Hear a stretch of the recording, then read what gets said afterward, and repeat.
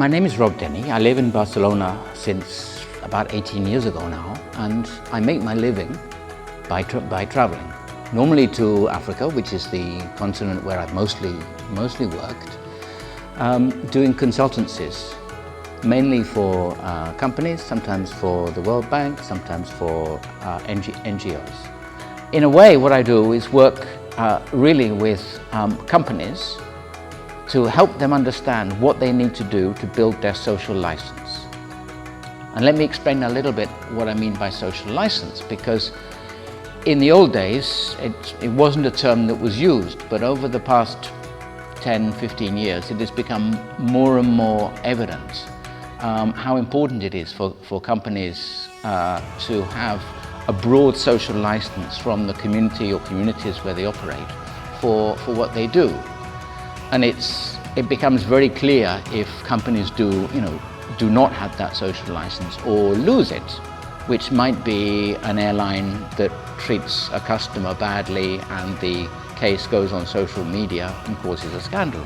Or it might be an oil company which is denounced by an NGO campaign for its use of fossil fuels and for its lack of planning for a post-carbon future.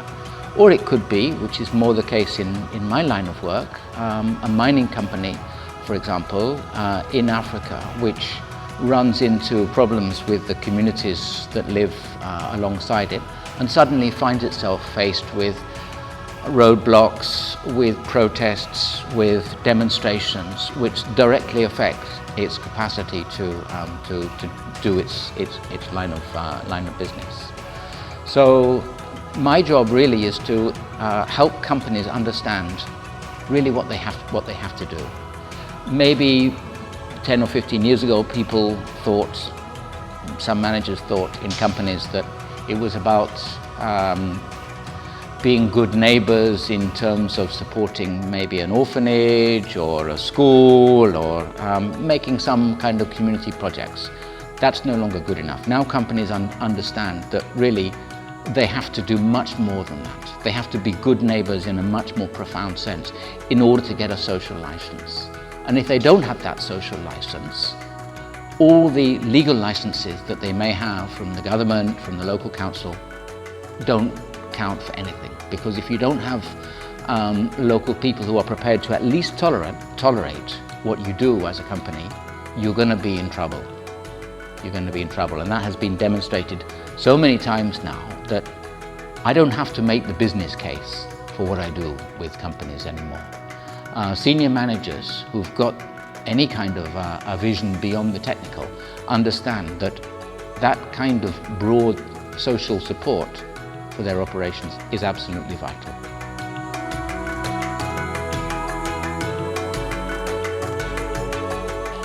Well, in a way, the working pattern is always in two parts. The first part is to collect information, and you do that from every possible source you can. And I would say that when I studied history at university 30 years ago, I didn't imagine that it would be useful in this sense, but it is now, because I can see that I'm collecting evidence from all kinds of sources, just as a historian might, but I'm putting it together and synthesizing it. So I will talk to the company suppliers, I will talk to the company staff, I will talk to the guards, I will talk to the drivers. I will also talk to people who are out there in the community. I will read everything that I can online. I will look at hostile NGOs who are publishing reports about the company and its behavior.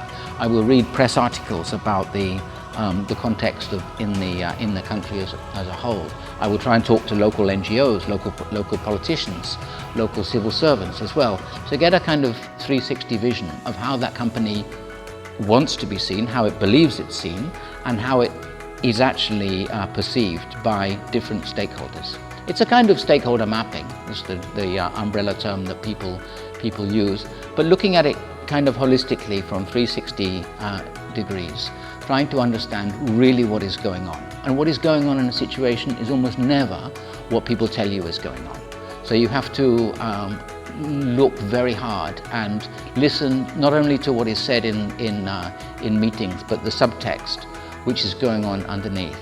And you have to take all those sources of information together and understand then the real dynamics of the situation. It's almost like an anthropologist as well, or a political scientist, or a sociologist, or a historian, looking at that context. And then you take it and you have to turn that into, number one, a developed understanding of what is really going on, and number two, a sense of what the company needs to do in order to improve its standing with the key audiences which are important for it in order to develop successfully as a business. So then you put all those together in recommendations, in a package of support and ideas for the company, and you present it. And then, depending on the project, you may or may not carry on being engaged with the implementation of that package of measures and support that will enable the company, enable the business to be more successful in its engagement, in its relationships with those stakeholders.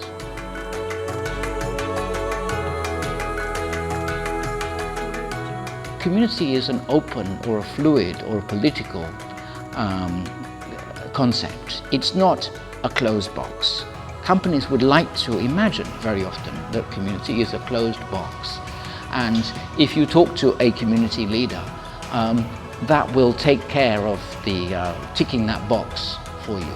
But life's not like that. Communities are not like that. Communities are political structures. So very often when I hear companies talk about their community relations, or the community or the communities that live alongside their operations, what I understand is that actually they don't understand those communities. They don't want to appreciate the fact that there are, youth leaders and religious movements and political parties and secret societies and all the kind of things which are perfectly normal in any society going on.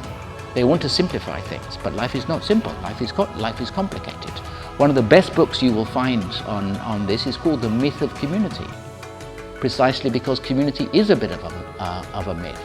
And companies need to get smart. Any outsiders, NGOs also, international development agencies, need to get smart, understanding that community is not a closed concept. It is something that you have to unpack and understand, and it takes time and interest and effort to do so, but it's worth it.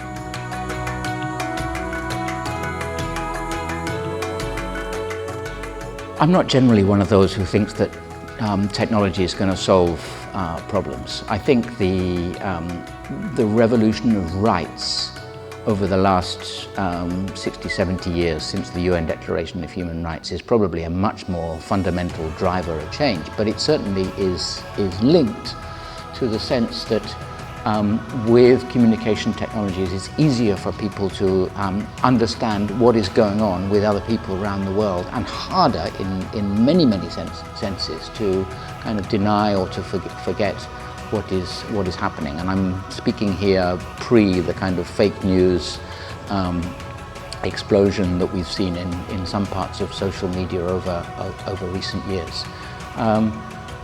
But I think the problems we face as a global society, we are never going to solve them with technology, because what I think is happening is that although the developing world is moving very, very fast, actually the developed world is probably moving faster in terms of technology. So I think if you disengage technology from values, you're never going to solve the problems that we have. What you need to do is to promote an effective working marriage or connection between technology and values. If you just have one, it won't work. You need to find new ways of putting those two things together, and then you can achieve real positive social change. One enough? One alone? Not enough.